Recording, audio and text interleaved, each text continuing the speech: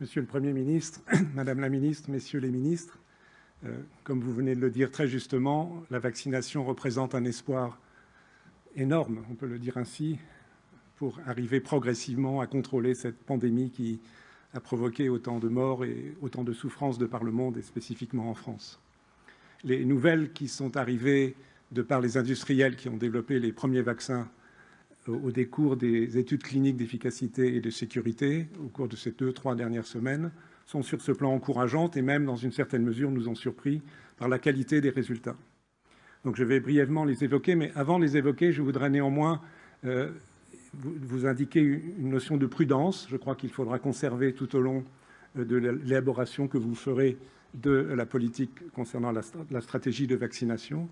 C'est premièrement, pour l'instant, nous ne disposons que de communiqués de presse de la part des industriels. Nous attendons avec impatience, et en tant que scientifique, j'attends avec impatience des publications scientifiques. Évidemment, il y aura les dossiers qui seront adressés aux autorités réglementaires, qui sont forcément très complets, ou qui ont déjà été adressés probablement, mais dont nous n'avons pas connaissance. Deuxièmement, par définition, le recul à ce jour sur l'évaluation de la sécurité et l'efficacité de ces vaccins ne dépasse pas 2 à 3 mois. Donc c'est encore bref, même si c'est très significatif. Troisièmement, les données ne sont pas encore complètes non plus pour savoir jusqu'à quel point ces vaccins sont efficaces chez les personnes les plus à risque, donc les personnes âgées et les personnes souffrant de maladies chroniques. Et enfin, dernier point qui est critique, mais dont la solution prendra du temps, c'est de savoir si le vaccin, d'une part, protège l'individu vacciné contre l'infection, et espérons-le contre l'infection grave, mais aussi protège contre la transmission, ce qui permettrait de briser la chaîne de transmission et plus rapidement arriver à voir la pandémie se résoudre. Et il faudra plusieurs mois probablement pour avoir ce dernier type d'information qui aussi forcément aura un impact sur les politiques de vaccination. Donc aujourd'hui, nous avons information sur, disons, pour ce qui concerne la France, de 3 vaccins pour lesquels des essais de phase 3 ont été conduits et qui aboutissent sans doute, espérons-le, à une mise en pratique assez rapide des premières vaccinations. Dans l'ordre chronologique, les 2 premiers concernent une stratégie nouvelle de vaccination qui consiste à injecter par voie intramusculaire ce qu'on appelle de l'ARN, l'acide ribonucléique, qui est un message d'une information génétique qui est enveloppée dans une petite bulle lipidique, toute petite bulle, qui va être capable de pénétrer dans les cellules en fusionnant avec la membrane. Et à l'intérieur des cellules intramusculaires, puisque l'injection est intramusculaire, cet ARN va permettre d'être traduit, c'est le terme consacré en science, en protéines. Donc ça sera la protéine dite d'enveloppe, la spike du virus, qui est la plus importante pour obtenir une réponse immunitaire. Et donc cette protéine étant exprimée, présente dans les cellules, elle induira une réponse immunitaire. On sait que c'est le cas, des études déjà publiées montrent que des anticorps sont produits, des réponses immunitaires plus larges sont produites. Donc cette stratégie est complètement nouvelle parce qu'elle n'a jamais été utilisée à grande échelle chez l'homme, même s'il y a eu quelques personnes vaccinées dans le cadre des essais cliniques contre Ebola avec ce type de stratégie.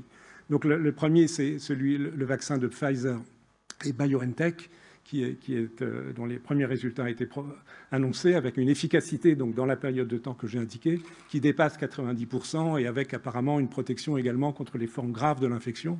Donc ce sont de très bonnes nouvelles, d'autant qu'il n'a pas été signalé pour l'instant d'événements indésirables significatifs au cours des 2 à 3 mois qui suivent la vaccination.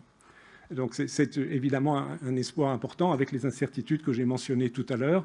Les aspects logistiques ont été mentionnés, je n'y reviens pas. Malheureusement, ce vaccin a besoin d'être conservé au froid. L'ARN est très fragile et donc ce qui complique l'approche logistique.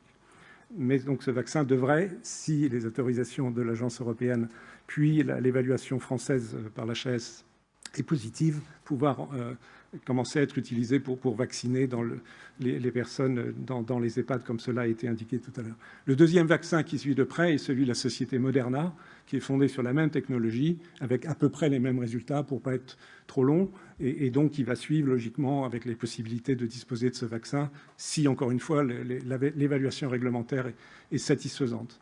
Ensuite vient une autre stratégie vaccinale qui repose sur des petits virus que nous connaissons bien, qui s'appellent les adénovirus, qui sont des virus banaux qui donnent des infections respiratoires, des rhumes, enfin, qui sont sans gravité. Donc on peut modifier ces virus au laboratoire. Cela s'est fait déjà depuis de nombreuses années avec d'autres objectifs médicaux. Cela s'est fait dans le cadre de la vaccination contre Ebola avec un certain succès. Donc ce n'est pas stricto sensu une technologie tout à fait nouvelle. Et donc la société AstraZeneca, à partir de travaux de l'université d'Oxford, a développé un tel vaccin et a fait état de résultats qui indique globalement que sur les personnes vaccinées, environ 10 000, comparé au groupe contrôle, à peu près un taux de protection de 70%. Alors, il y a quelques incertitudes autour de ce vaccin qui font qu'il ne sera probablement pas mis en œuvre tout de suite. Non pas apparemment des incertitudes de sécurité, mais l'évaluation de l'efficacité est un tout petit peu biaisée par des sous-groupes. Je ne vais pas entrer dans les détails. Donc, sans doute, ce vaccin sera utilisable s'il est absolument validé en termes de ses résultats d'efficacité à côté de la sécurité, mais pas tout de suite. Et il faut savoir que viendront plus tard, dans l'année courant 2021, 2 autres types de vaccins qui, je l'espère, apporteront aussi une contribution à la politique vaccinale, à la possibilité de vacciner.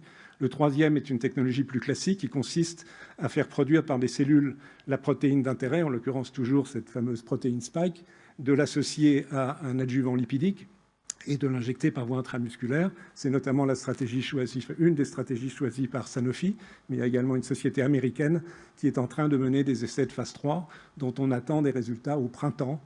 Et on verra si cette stratégie peut aussi compléter l'arsenal des agents vaccinaux. La 4e stratégie, qui viendra encore un peu plus tard, c'est celle qui consiste à utiliser des virus modifiés capables de se diviser transitoirement dans le corps et donc qui amplifient l'expression de la protéine, toujours la même, spike, nécessaire à la vaccination. C'est notamment la stratégie qui a été développée par l'Institut Pasteur avec un virus de la rougeole atténué, celui qui est utilisé depuis des dizaines d'années pour vacciner contre la rougeole, donc avec une très très forte information sur la sécurité, donc qui serait modifié pour permettre l'expression de la protéine spike. Il y a d'autres approches du même type qui sont développées par l'Institut Pasteur avec la société Merck. Donc ces résultats viendront en cours d'année 2021 et nous devrions disposer, espérons-le, de tout un arsenal de vaccins avec des propriétés un peu différentes et qui permettront sans doute d'adapter les indications en fonction des caractéristiques des vaccins, notamment sur cette fameuse question de la protection contre la transmission. Un point évidemment critique que, Monsieur le Premier ministre, vous avez déjà évoqué, c'est le fait qu'il ne faudrait pas craindre, en tous les cas pas trop craindre, que du fait de l'accélération incroyable de la recherche, de l'innovation industrielle autour de ces vaccins, que les vaccins soient mis à disposition et que l'on commence à vacciner des personnes sans que toutes les mesures de sécurité et d'évaluation n'aient pas été prises.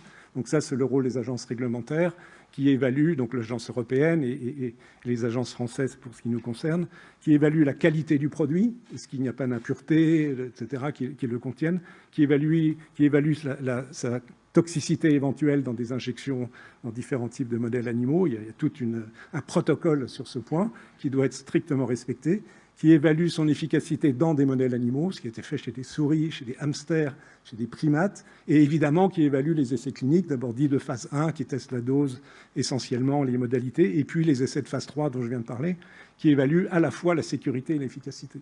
Et il faut qu'un vaccin coche vert, si je puis dire, sur chacun de ces items pour qu'ensuite ils reçoivent une autorisation. Il ne faudrait surtout pas penser que le fait que le processus se soit accéléré conduise à couper les coins, comme on dit en anglais, cut the corners, sur les conditions d'autorisation de ces vaccins. Et pour terminer, je voudrais dire un mot, reprendre un point bref qui concerne, et je pense que c'est très important dans l'établissement d'une forme de contrat de confiance entre la population et cette possibilité de vacciner, c'est la pharmacovigilance. Donc un certain nombre d'actions, et évidemment en premier lieu celle de l'Agence nationale de sécurité du médicament, dont c'est une fonction, de surveiller de façon très attentive ce qui se passera chez les personnes vaccinées pour s'assurer qu'il n'y ait pas d'événements indésirables qui seraient éventuellement de faible fréquence, mais même s'ils étaient de très faible fréquence, il va falloir les détecter et y répondre. Donc cette pharmacovigilance va s'exercer, on appelle ça parfois la vaccinovigilance, et aussi en parallèle sera évalué par l'INSERM, notamment des cohortes de sujets vaccinés. Je crois que c'est important sur le plan de la recherche. Et je voudrais terminer d'un mot, mais qui est peut-être le plus important, c'est pour que cette vaccination soit efficace, il faut établir la confiance. Cette confiance, elle ne peut pas être juste un message, une espèce d'injonction verticale émanant de vous, des autorités de l'État.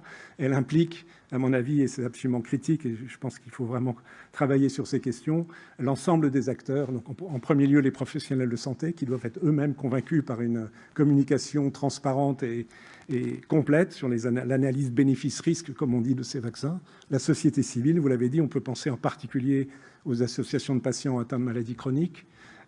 Et on a absolument besoin de l'aide de nos collègues universitaires et scientifiques des sciences humaines et sociales, qui sont des spécialistes de l'hésitation vaccinale, le sujet qui est susceptible de nous occuper dans les semaines et les mois qui viennent, et qui sont susceptibles d'apporter des propositions sur la meilleure façon possible de communiquer et par ailleurs de faciliter la vaccination. Je vous remercie. Merci beaucoup, monsieur le professeur Fischer. Je vais maintenant céder la parole à la ministre déléguée à l'Industrie et au secrétaire d'État en charge des affaires européennes, qui vont, comme je l'ai annoncé, vous préciser le processus d'acquisition des vaccins au niveau européen.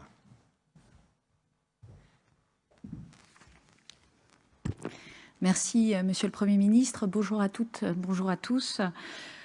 Comme cela a été dit, en avril dernier, sous l'impulsion du Président de la République, la France a formé une coalition avec l'Allemagne, avec l'Italie, avec les Pays-Bas, pour négocier avec les laboratoires pharmaceutiques. Notre enjeu était d'anticiper l'accès aux vaccins pour les 27 États membres et de sécuriser nos approvisionnements. Pour cela, nous avons fait le choix d'utiliser la force du collectif. En négociant au nom de 450 millions d'Européens, nous avons pesé davantage face aux laboratoires que chaque pays prit individuellement.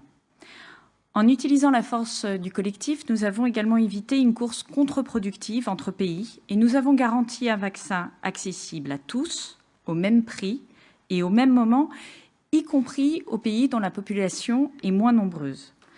Dès le mois de juin, cette initiative a porté ses fruits avec la signature d'un premier préaccord. Elle a été institutionnalisée sous la forme d'une task force européenne associant la Commission européenne et 6 pays, dont la France, qui ont directement pris part aux négociations futures.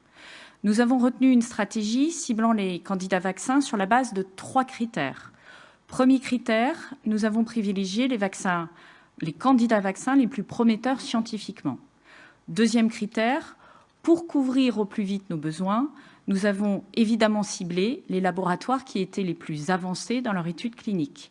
Troisième critère, pour garantir la sécurité de tous, nous avons retenu des laboratoires qui étaient prêts à se soumettre à la procédure d'autorisation de mise sur le marché en transparence avec les autorités européennes.